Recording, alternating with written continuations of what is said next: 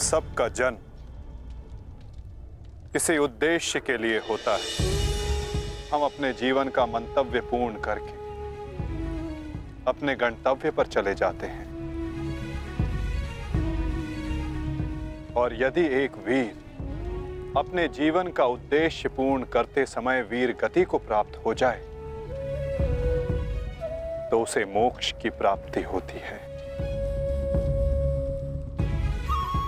तुमने सबके लिए जो कुछ भी किया उसके लिए सभी तुम्हारे ऋणी रहेंगे पुत्र। तुम्हारा ये बलिदान व्यर्थ नहीं जाएगा घटोत्कच। और इन्हीं बलिदानों से हम इस युद्ध में विजय पा सकेंगे। जिस भविष्य के लिए हम ये विजय चाहते हैं माधव, क्या उसके लिए वर्तमान का बलिदान करना उचित है? पुत्र की हत्या हो जाए और पिता जीवित रहे, ये कैसा न्याय है माधव? ये न्याय नहीं पार्थ,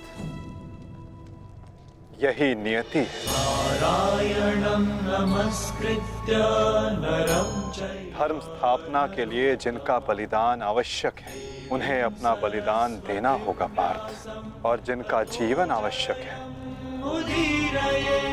उन्हें संघर्षों का और दुखों का भार उठाकर अपना जीवन जीना होगा। और इस युद्ध के लिए, इस धर्म स्थापना के लिए नरं चैव नरोत्तमं तुम्हारा जीवन आवश्यक था। सरस्वतीं व्यासं ततो और घटोत्कच का बलिदान।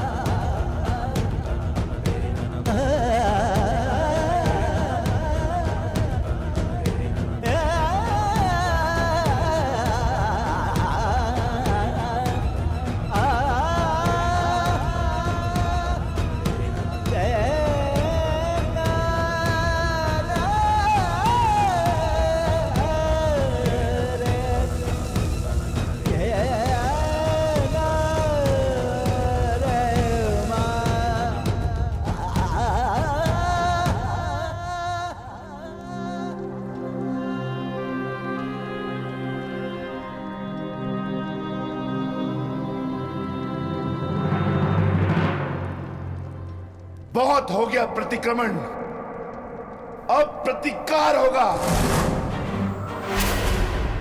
प्रतिकार होगा विकोदर, और वो भी उचित स्थान पर। और अब हमारा लक्ष्य होगा कौरव सेनापति द्रोण।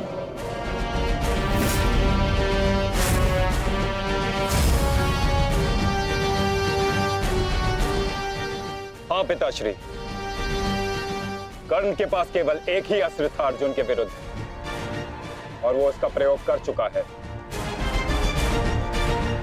अब ना तो उसके पास कोई शक्ति है और ना ही कोई कवच, इसलिए अब वो हमारे लिए संकट नहीं, किंतु आचार्य द्रोण को रोकना अति आवश्यक है।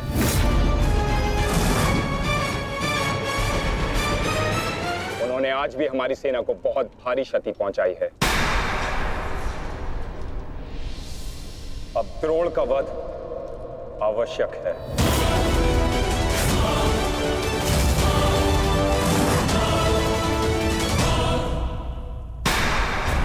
पिताश्री, पिताश्री,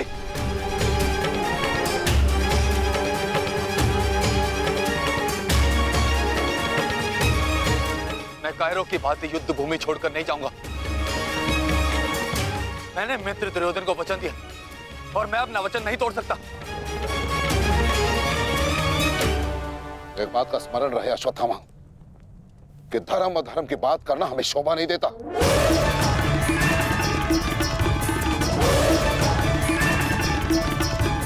स्मरण है तुम्हें युद्ध भूमि में क्या हुआ? भीम तुम्हारा वध करने वाला था पुत्र। उसने यदि आज नहीं किया तो कल अवश्य कर देगा। मेरे पास तुम्हारे मृत्यु देखने का साहस नहीं है, उतनी शक्ति नहीं है मेरे पास, उतनी शक्ति नहीं है मेरे पास पुत्र। यदि तुम चाहते हो कि मैं यह युद्ध लड़ूं, तो तुम्हें युद्ध भूमि का त्याग देना होगा।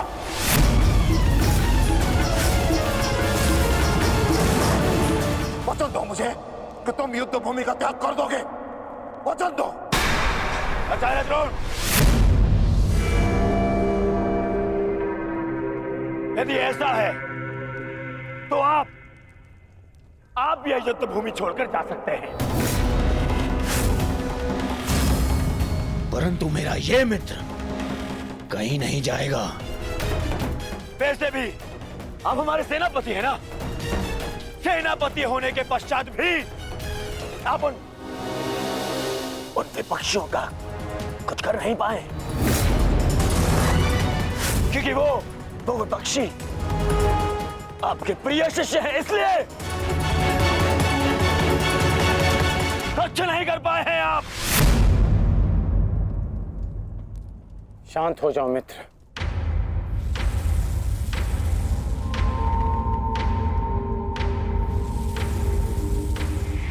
मित्र दुर्योधन सत्य कह रहे हैं। मेरे पिता ने पक्षपात किया है। उन्होंने अपने दिए वचन को पूर्ण नहीं किया और इसी कारण आज हमारे परिवार पर प्रश्न उठना आवश्यक है। किंतु एक पक्षपाती पिता का पुत्र होने से अच्छा है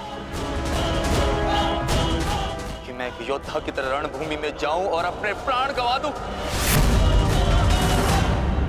बस अश्वत्थामा, अपने पिता से इस भांति कटु वचन कहना एक महान योद्धा को शोभा नहीं देता। जो अपने पिता का सबके सामने अपमान कर सकता है, उससे किसी और के सम्मान की आशा नहीं की जा सकती।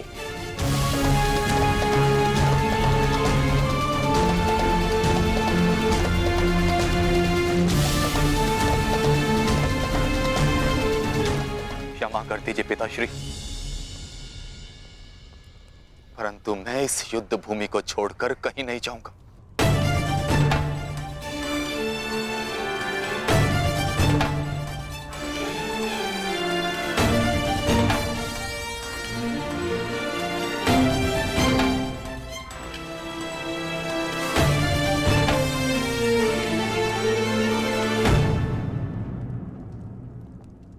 तो ठीक है पुत्र, मैं तुम्हारी इच्छा का मान रखता हूं और आशा करता हूं कि नर्क से दूर रहने की शक्ति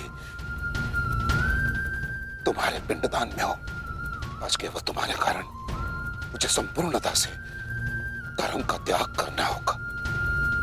एक पुत्र पिता के लिए बल होता है, परंतु आज तुम मेरे लिए निर्बलता सिद्ध है। और आप भी सुन लीजिए युवराज, यदि मैंने अपने संपूर्ण जीवन काल में पुण्य किया है तो उन समस्त पुण्यों का मैं कवच निर्मित करता हूं। यदि अपने जीवन में मैंने अपने शिष्यों को समान रूप से देखा होगा तो इस कवच को कोई नहीं फेंक सकता, कोई नहीं। यदि मैंने अपने शिष्यों को संभावना से कम और समर्पण से अधिक शिक्षा नहीं दी होगी तो आज मेरे हाथों से मेरे शस्त्रों को कोई नहीं छीन सकता। इसलिए मैं भारद्वाज पुत्र द्रोण प्रण लेता हूं कि इस कुरुक्षेत्र में जो योद्धा मेरे समक्ष आएगा मैं उसका वध कर दूंगा।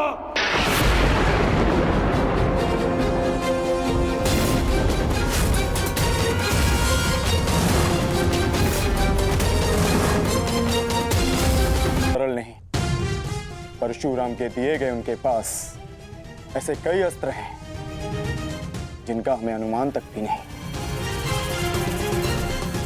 मेरे पुत्र का जन्म केवल द्रोण के वध के लिए हुआ है। मुझे पूर्ण विश्वास है कि मेरा पुत्र अपने जीवन के इस उद्देश्य में अवश्य सफल होगा।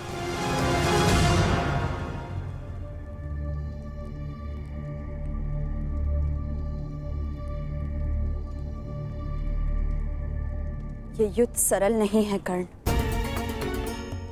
तुम्हें अपना ध्यान केवल युद्ध पर केंद्रित करना होगा। मेरी चिंता का कारण मोह है वृषाली। वो मोह जो बड़े से बड़े योद्धा को निर्बल कर देता है, और किसी की निर्बलता शत्रु का सबसे बड़ा शस्त्र न बन जाए। बस इसी बात की चिंता है। तुम्हारी चिंता स्वाभाविक है पार्थ। आचार्य द्रोण का वध करना सरल नहीं है, दृष्टद्युम्न के लिए भी नहीं।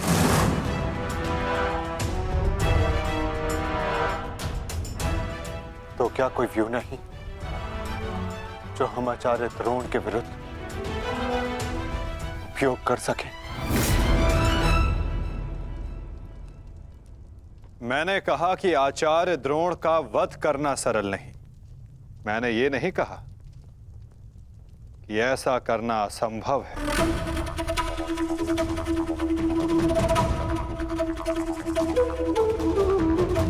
एक व्यू है जिसे आचार्य द्रोण भी नहीं तोड़ सकते।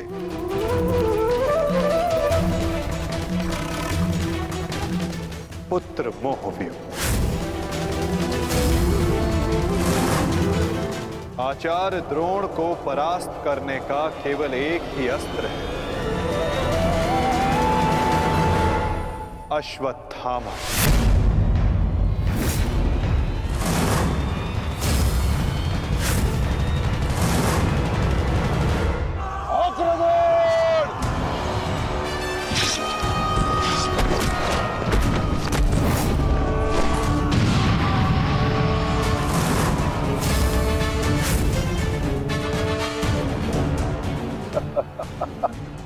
अच्छा है, तीसों भाई एक साथ मेरे समक्ष आ गए।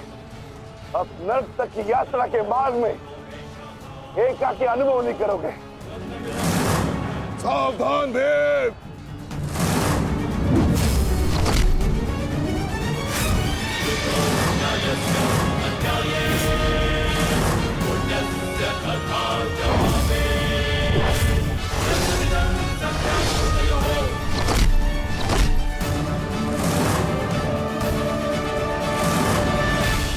आज मैं हस्तिनापुर नरेश महाराज धृतराष्ट्र के सभी पुत्रों का कवच हूं।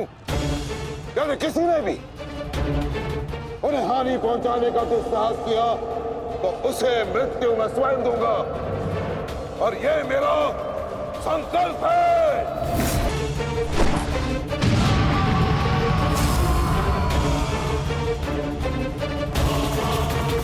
माधव, अश्वत्थामा को घेरने की योजना क्या है?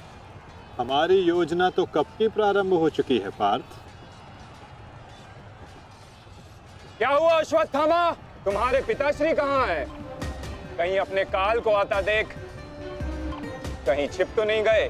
दृष्टद्युम्न! ना आचार्य द्रोण किसी से भयभीत है और ना ही उनका पुत्र।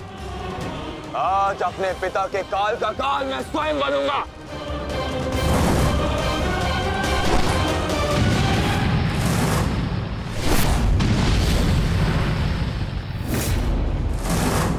बस इतना ही सीखा है अपने पिता से? आओ अश्वत्थामा, आज मैं तुम्हें जीवन का पाठ पढ़ाता हूं। भाग कहां रहे हो कायर? साहस है तो द्वंद करो। आरती, पीछा करो।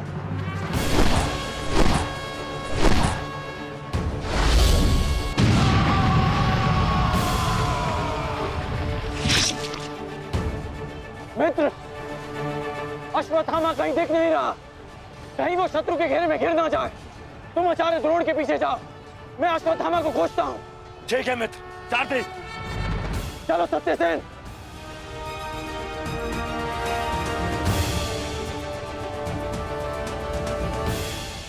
तुम मेरे पिताश्री के काल हो, मेरे नहीं। परंतु आज मैं तुम्हारा काल बनकर आया हूं। सावधान।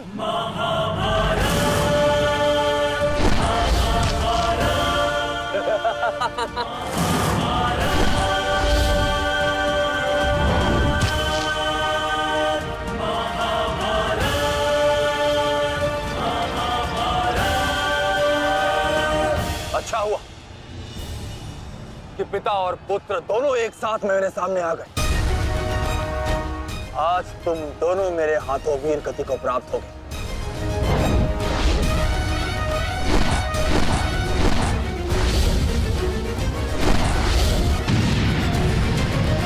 गुरुदेव, आज तो आपने भीम से अश्वत्थामा को बचा लिया था, किंतु कब तक? अब चाहे हमारा वध कर दो, किंतु हमने भी आज संकल्प लिया है कि मृत्यु दोनों पक्षों में होगी।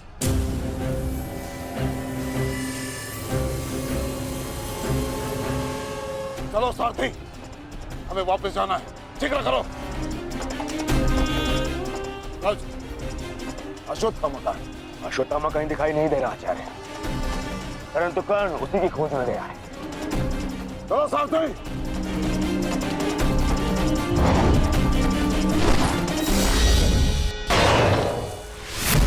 अब तुम्हारी सहायता के लिए ना कोई सैनिक है और ना कोई व्यू। अब तुम दोनों को मेरे हाथ से कौन बचाएगा? सावधान। अश्वत्थामा, तुम स्वयं व्यू में खड़े हो। इस व्यू को शमशान व्यू कहते हैं। कदाचित तुम्हारे पिता ने तुम्हें इस व्यू के विषय में बताया ही नहीं होगा। अपने चारों ओर देखो।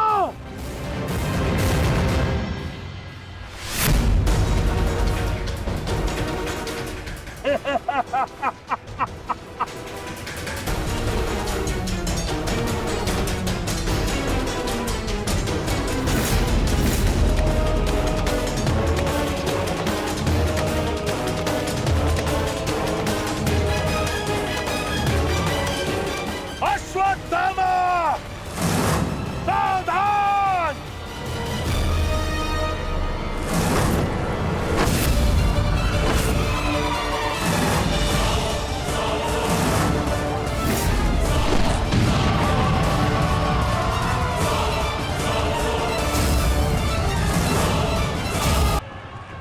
अश्वत्थामा, सावधान।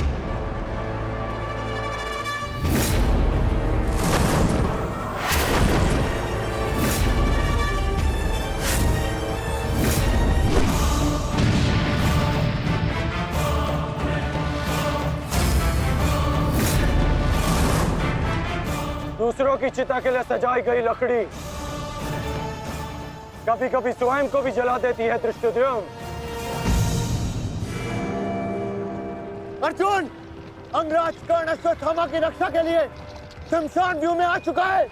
हमारी योजना संकट में है।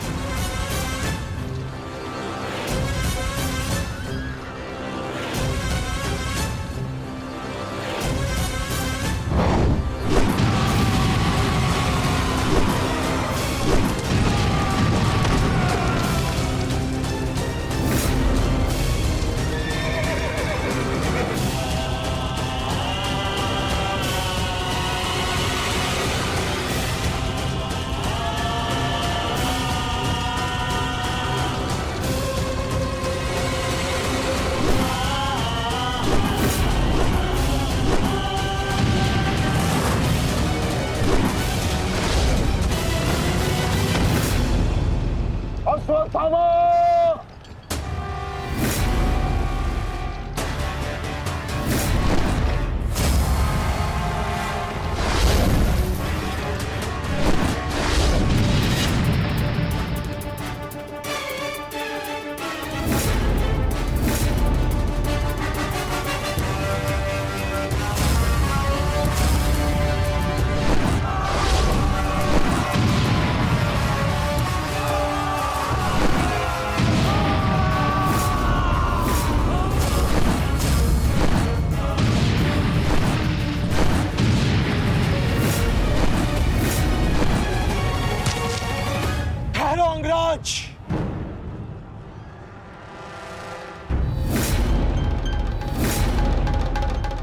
स्मरण है ना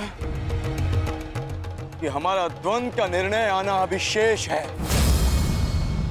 मैं युद्ध का आह्वान देता हूं।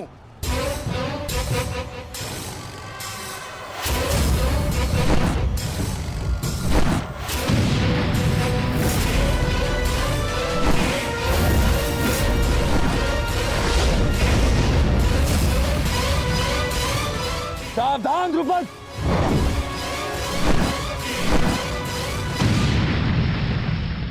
मेरा ही राज्य मुझसे ही छीनकर मुझे ही आधा राज्य भीख में दिया तुम्हारे पिता ने, और जिस आधे राज्य पर तुम शासन कर रहे हो वो मुझे स्वीकार नहीं है। इस अपमान का प्रतिशोध आज अवश्य लेकर रहूंगा। जो अपनी पुत्री का अपमान होने से न रोक सके वो अपने राज्य और अपने सम्मान की रक्षा क्या करेगा?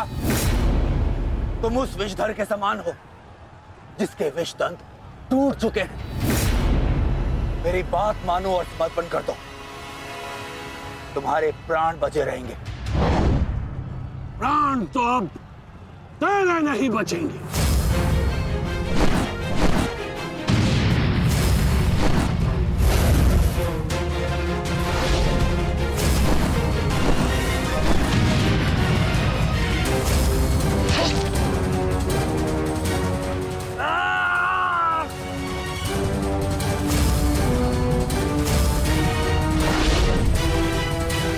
द्रुपद,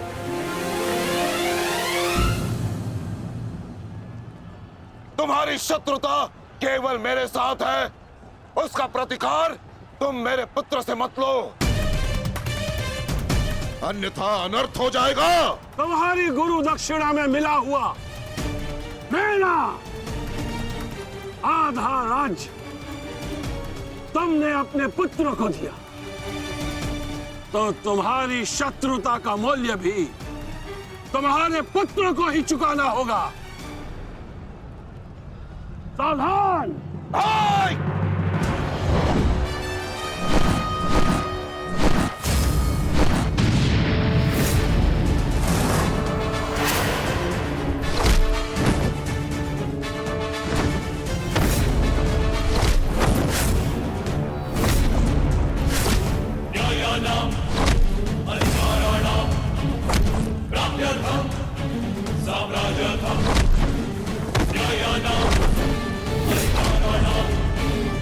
दुर्योधन, भीम ने तुम्हारे और 5 अनुजों का वध कर दिया है और अभी उसकी रक्त पिपासा बुझी नहीं है दुर्योधन।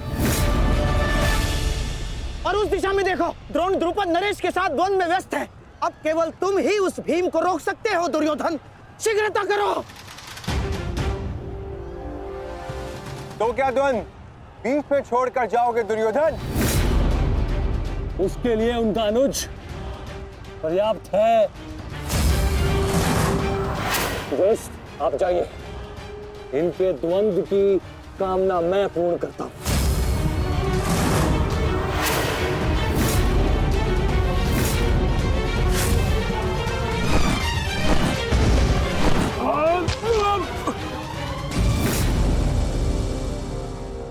बार बार मुझे छोड़कर मेरे पिता पर वीरता क्यों दिखाते हो आचार्य? मुझसे द्वंद्व करो, मेरे जीवन का एक ही उद्देश्य है और वो है मेरे हाथों आपका वध। तब तक तुम्हें प्रतीक्षा करनी होगी धृष्टद्युम्न, क्योंकि जब तक द्रोण के हाथों में उसके शस्त्र हैं, स्वयं काल भी उसका वध नहीं कर सकता। और स्मरण रहे धृष्टद्युम्न, तुम्हारे साथ साथ तुम्हारे जीवन का ये उद्देश्य भी उपहास बन के रह जाएगा। शस्त्र त्यागने की क्या आवश्यकता है द्रोण? प्रेम, सम्मान, धर्म तो तुम पहले ही त्याग चुके हो।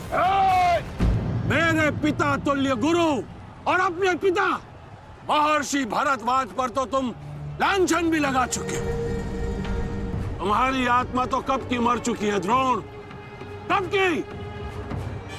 अब केवल यह शरीर है, इसे त्यागने का समय आ गया है और वो समय अभी है। सावधान द्रुपद।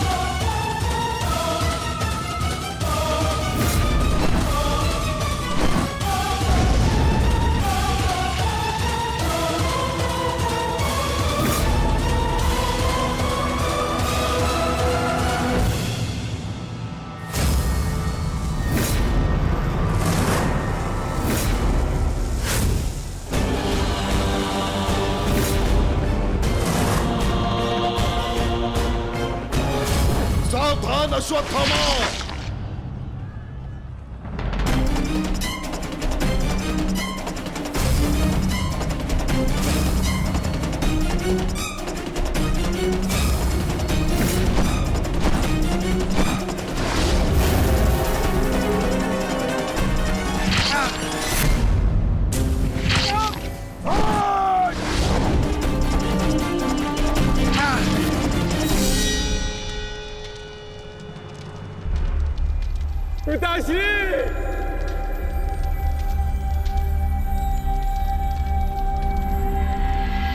आचार्य द्रोण ने क्रोध में आकर अपने अग्नि शस्त्र से पांचाल नरेश को जीवित जला दिया है महाराज।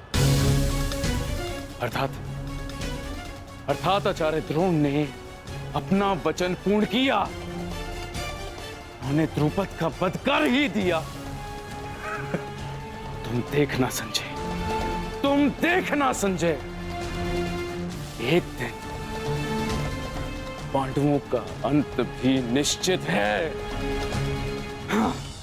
और दुर्योधन? दुर्योधन कहाँ है संजय?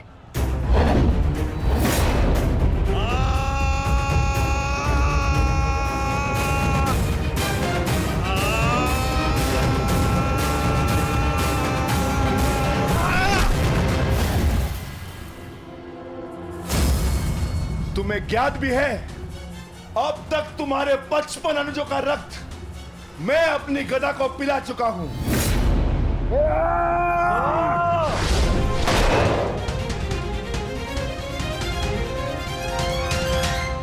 अश्वत्थामा, अश्वत्थामा, उठो, उठो पुत्र, उठो।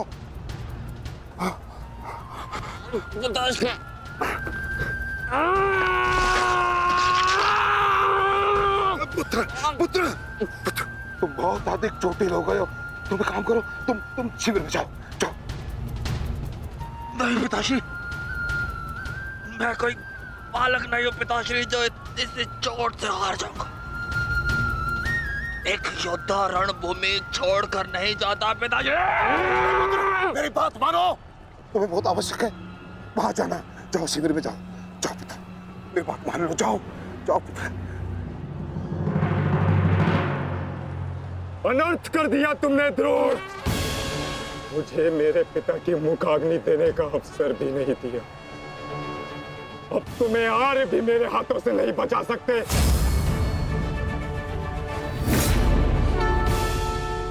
सावधान!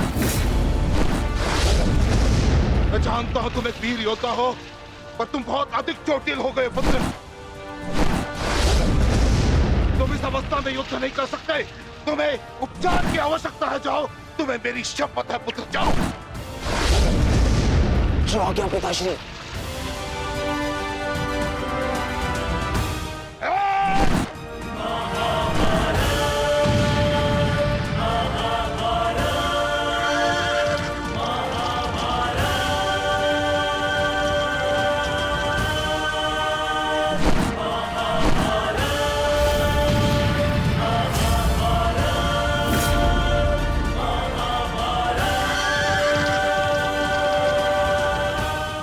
अश्वत्थामा जा रहा है पार्थ।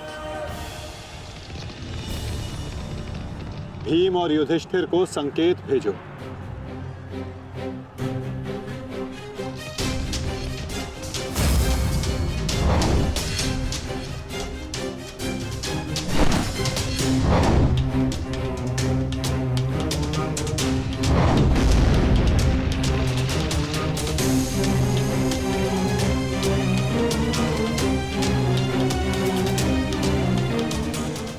कोई संकेत दे रहा है।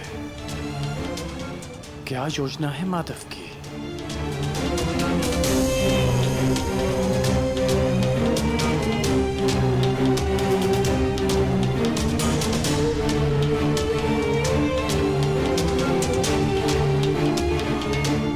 जाना तो नहीं चाहता, परंतु माधव का संकेत है। मुझे जाना होगा। प्रतीत होता है तुम्हारे जीवन के कुछ प्रहर अभी शेष है।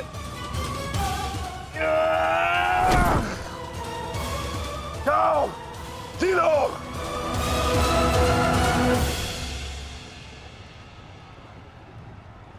सारथी, आगे बढ़ो।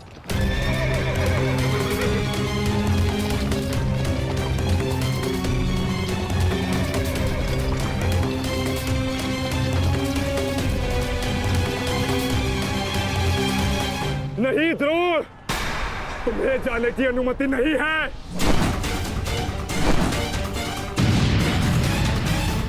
कर्ण, अश्वत्थामा की सहायता करो। वो बहुत अधिक जख्मी है और भीम उसके पीछे है। जाओ।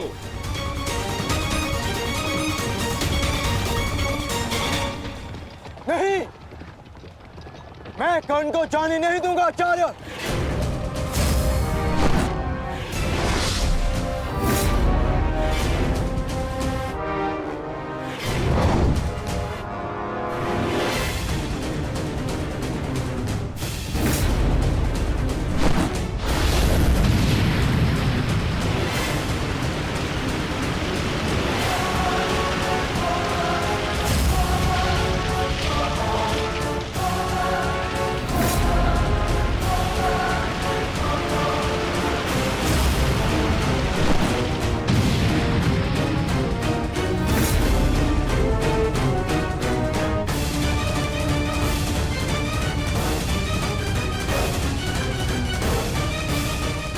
स्मरण रहे पार्थ, यदि कर्ण अश्वत्थामा की सहायता के लिए वहां पहुंच गया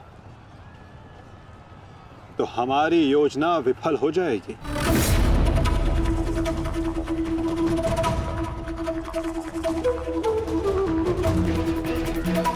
तुम्हें कर्ण को वहां तक पहुंचने से रोकना होगा पार्थ।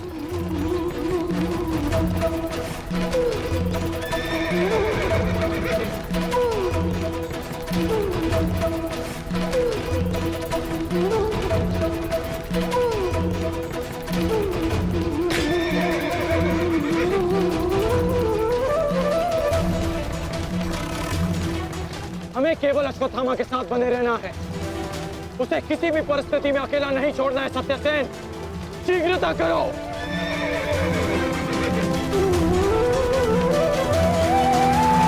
माधव, हमें कर्ण को रोकना होगा, अन्यथा हमारी योजना विफल हो जाएगी और आचार्य द्रोण का वध करना असंभव हो जाएगा।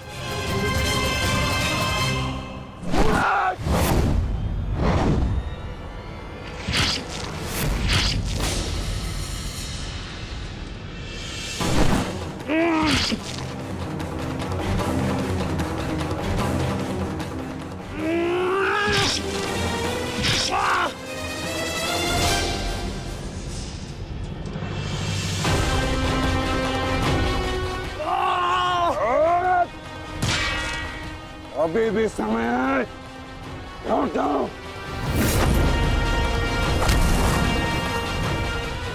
मैं तब तक यहां से नहीं लौटूंगा जब तक आपके प्राण नहीं ले लेता आचार्य।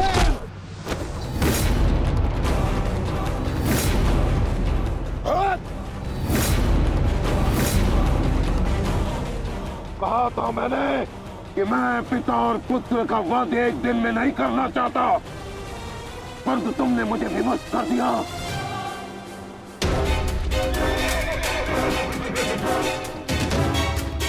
चलिए माता, कर्ण के पीछे चलिए। नहीं पार्थ, इस समय दृश्यद्युम्न को हमारी सहायता की आवश्यकता है और यहां से जाना हमारी योजना का भाग नहीं है। तुम आचार्य द्रोण के साथ युद्ध करो।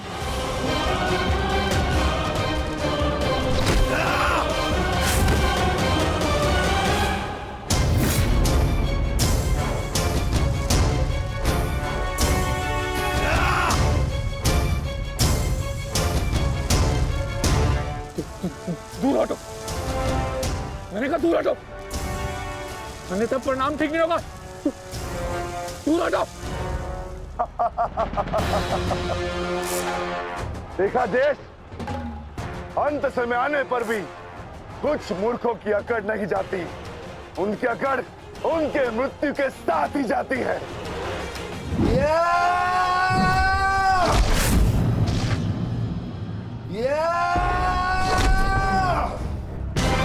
अश्वत्थामा!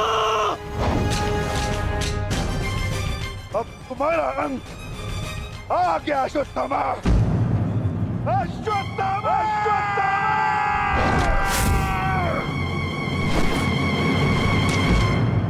ये तो भीम का स्वर है। कोई ऐसा तो नहीं कि भीम अश्वत्थामा के साथ द्वंद्व कर रहा हो। मुझे शीघ्र अतिशीघ्र वहां पहुंचना होगा। भीम की गर्जना का आशय आप भी समझते हैं आचार्य कि ये द्वंद्व समाप्त हो गया है, और इस द्वंद्व के समाप्त होने से प्रतीत होता है कि अश्वत्थामा का वध हो चुका है आचार्य।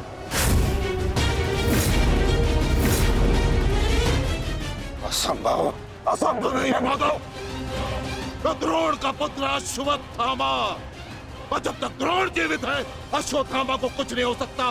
मेरा हृदय कहता है कि मेरा पुत्र जीवित है, कुछ नहीं हुआ उसे। और वैसे भी मुझे आपके बातों पे विश्वास नहीं है माधव। यही विचार पांडवों का भी था आचार्य कि युद्ध भूमि में उनके रहते हुए अभिमन्यु का वध नहीं हो सकता, उसकी मृत्यु नहीं हो सकती। परंतु ऐसा नहीं हुआ आचार्य। जब काल के रूप में जयद्रथ आ सकता है, तो काल के रूप में विकोदर भीम भी आ सकते हैं। काल की गति को कोई नहीं रोक सकता आचार्य।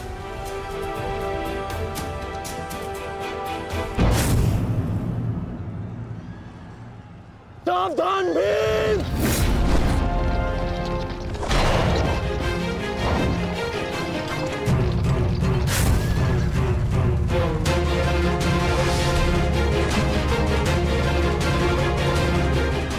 अश्वत्थामा, अश्वत्थामा, तुम ठीक हो?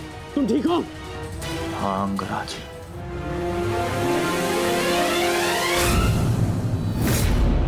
ये तो भीम पुत्र सुत्सोम है। फिर भीम कहाँ है? वो वही है जहां उन्हें होना चाहिए।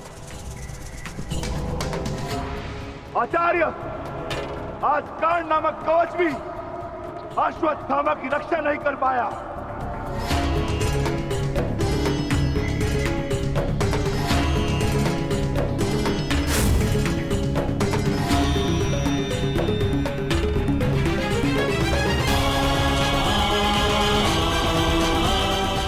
ये पांडवों की योजना है, मुझे आचार्य द्रोण से दूर रखने के लिए। अंगराज, आप कहना क्या चाहते हैं? क्या कहना चाहते हैं अंगराज? आज पांडवों का लक्ष्य तुम नहीं, आचार्य द्रोण है। सत्य है ये, मेरा पुत्र अभी तक जीवित है, कुछ नहीं हुआ उसे। सत्य कहो, सत्य कहो भीम।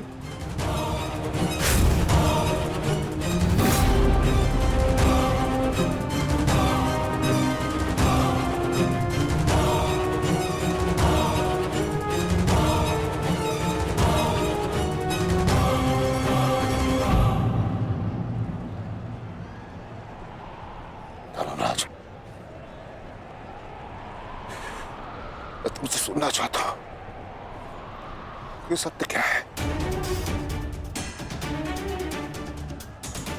कह दो कि मेरा पुत्र जीवित है।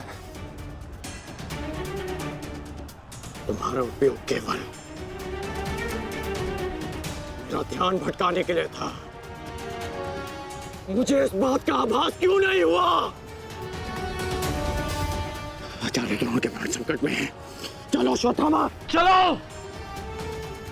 सत्य कह दो कि आज भी मेरा पुत्र जीवित है, कुछ नहीं हुआ उसे, कोई उसका वध नहीं कर सकता। कहता एक बार युद्ध भूमि में तुम्हारा विकोदर भीम के साथ रहना अनिवार्य है युधिष्ठिर, क्योंकि आचार्य द्रोण जानते हैं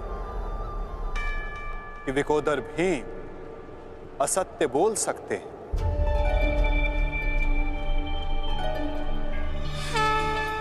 किंतु धर्मराज युधिष्ठिर नहीं। और वो ये सुनिश्चित करने के लिए तुमसे ये प्रश्न अवश्य करेंगे धर्मराज।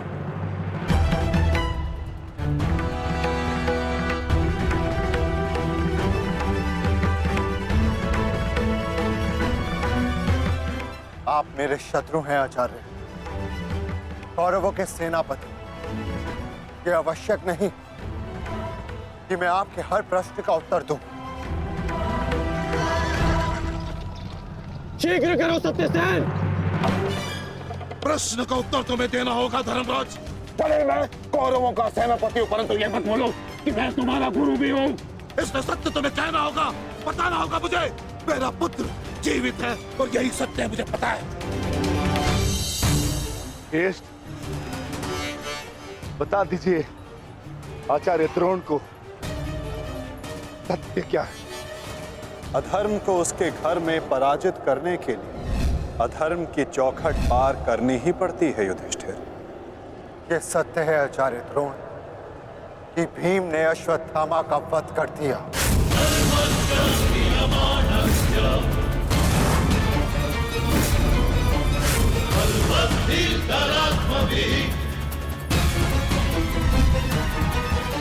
नहीं माधव, मैं असत्य नहीं कहूंगा। तुम्हें असत्य नहीं कहना है युधिष्ठिर। विकोदर भीम अश्वत्थामा नामक हाथी का वध करेंगे।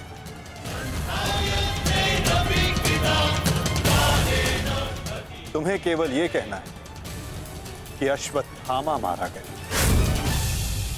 इससे ना तुम्हारा धर्म टूटेगा और हमारी योजना भी सफल हो जाएगी।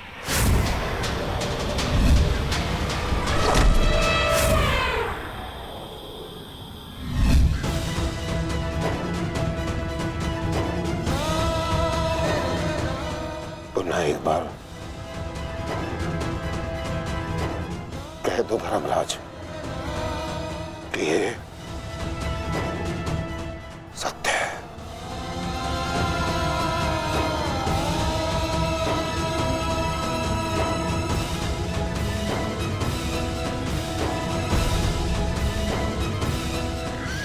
शीघ्र करो सत्यसेन। आपने बिल्कुल सही सुना आचार्य द्रोण।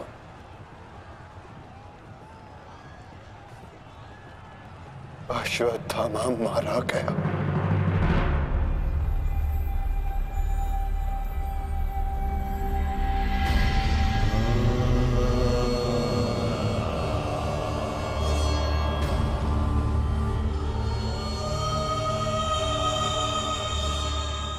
परंतु वो एक मनुष्य नहीं, एक हाथी था।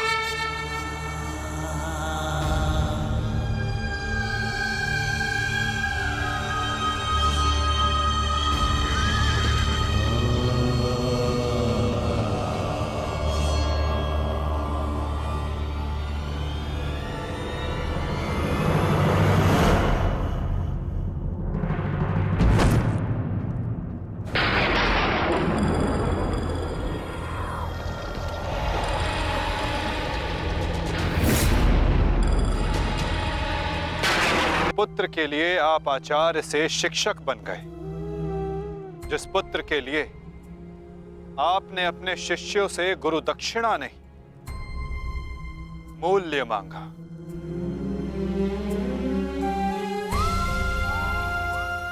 और उसी पुत्र के कारण आप एक एक करके अधर्म की सीढ़ियां चढ़ते चले गए आचार्य। मनुष्य प्रेम में उत्थान करता है, परंतु मोह में केवल उसका पतन होता है आचार्य। आप जिसे पुत्र प्रेम समझते रहे वो पुत्र प्रेम नहीं, पुत्र मोह था आचार्य, और वही आपके पतन का कारण भी।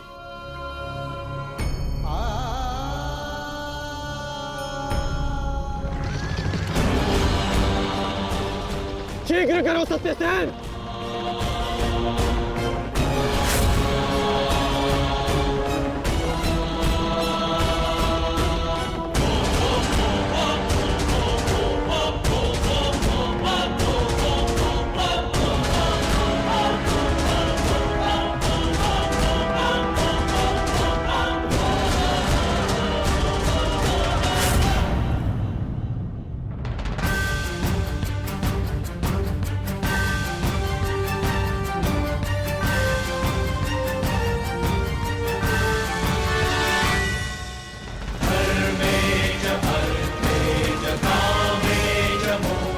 मेरा पुत्र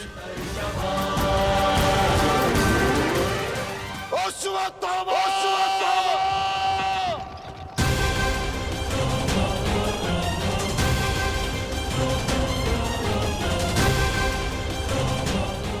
आपके साथ छल हुआ है आचार्य।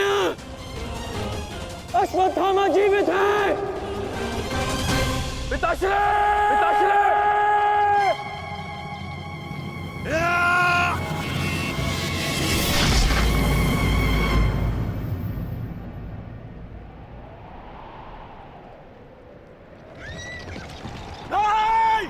आचार्य!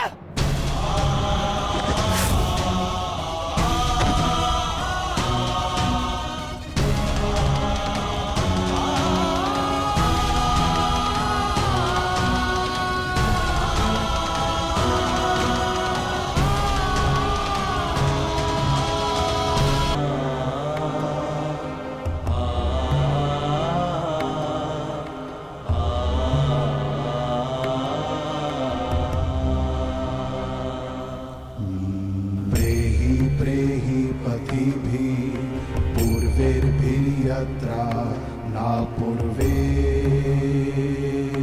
पीतर पर्युः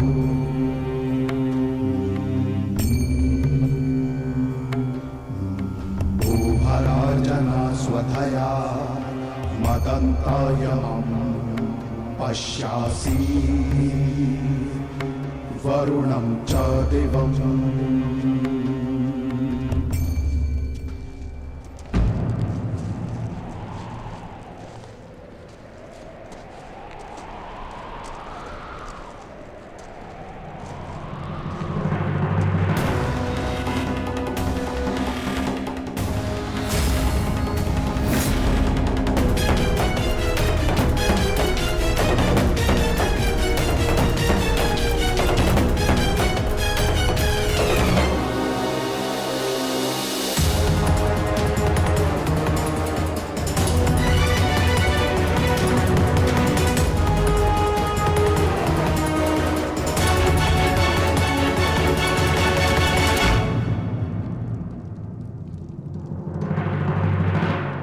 लोभी, कुटिल, छलिया, कपटी, महाविनाशी, ये सारी उपाधि इस दुर्योधन की थी। परंतु आज युधिष्ठिर तुमने मुझसे ये सारी उपाधियां छीन ली और अपनी बना ली। आज तुम इन सारी उपाधियों के सम्राट बन गए।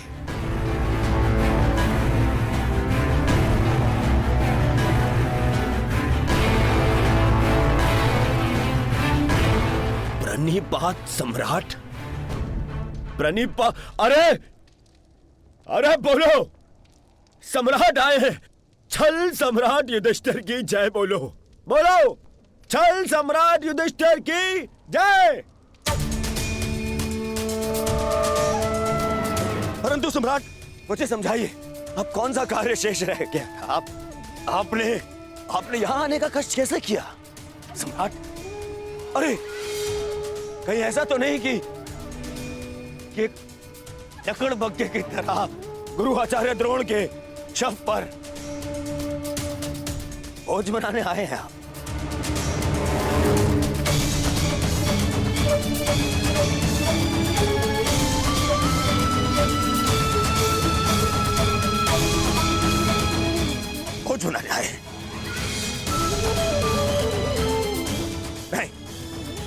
नहीं सम्राट, मैं क्षमा चाहूंगा, परंतु मैं इस बात की अनुमति नहीं दूंगा आपको। चले जाओ यहां से, अन्यथा मैं आप लोगों के शव पर उत्सव मनाऊंगा। चले जाओ। हम यहाँ युद्ध करने नहीं आए, अपने गुरु के अंतिम दर्शन करने आए हैं। इस समय मैं अर्जुन नहीं, अपने गुरु का शिष्य हूं। हम पांडु पुत्र होने के नाते नहीं, परंतु कुरुवंशी होने के नाते उनके अंतिम दर्शन करने आए हैं। नहीं, तुम्हें इस युद्ध में विजय मिलेगी और ना ही अपने गुरु के दर्शन।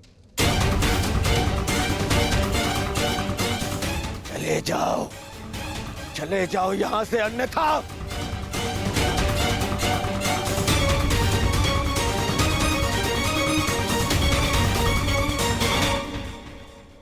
गुरु द्रोण के अंतिम दर्शन करने का अधिकार सबको है।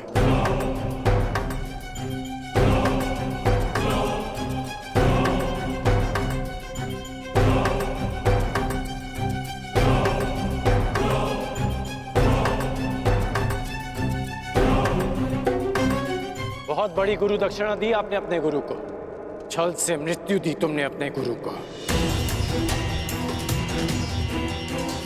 उन्होंने अनेकों दिव्यास्त्र सिखाए तुम सबको, परंतु विश्वासघात नामक अस्त्र का कोई उत्तर नहीं था उनके पास। धर्मराज, क्या उत्तर है आपके पास आपके छल का?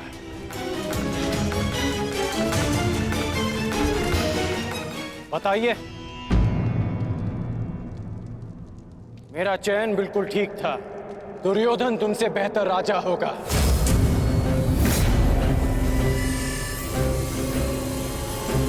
दुर्योधन की अनीतियों पर मैं क्रोधित हूं, परंतु तुम्हारी अनीतियों पर मुझे घृणा आती है।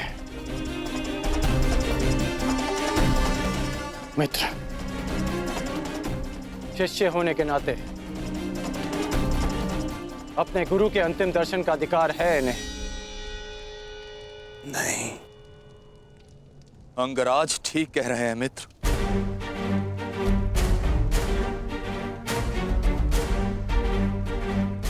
इन्हें अधिकार है। मेरे पिता ने जितना प्रेम अपने पुत्र को दिया, उतना किंचित अधिक इन पांडु पुत्रों को दिया।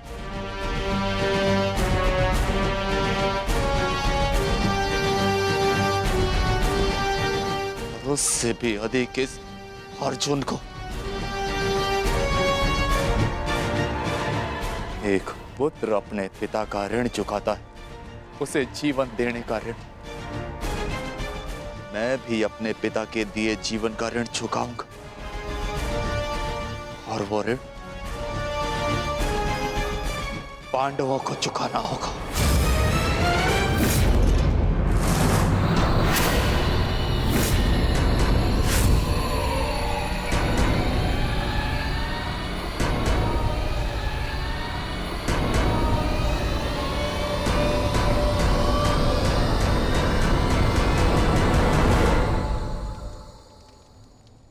पापियों और दैत्यों की भांति तुम लोगों ने विद्या पर लांछन लगाया है।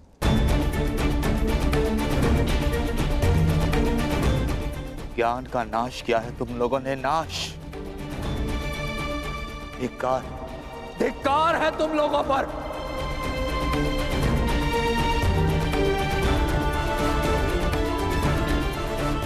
पांडव पुत्रों, जब तक मैं तुम्हारी मृत्यु अपनी आंखों से ना देख लूं, मुझे मृत्यु प्राप्त नहीं होगी। तुम्हारे वंश के साथ मृत्यु की होली खेलूंगा मैं। जिन बच्चों ने आज मुझे रोका, मैं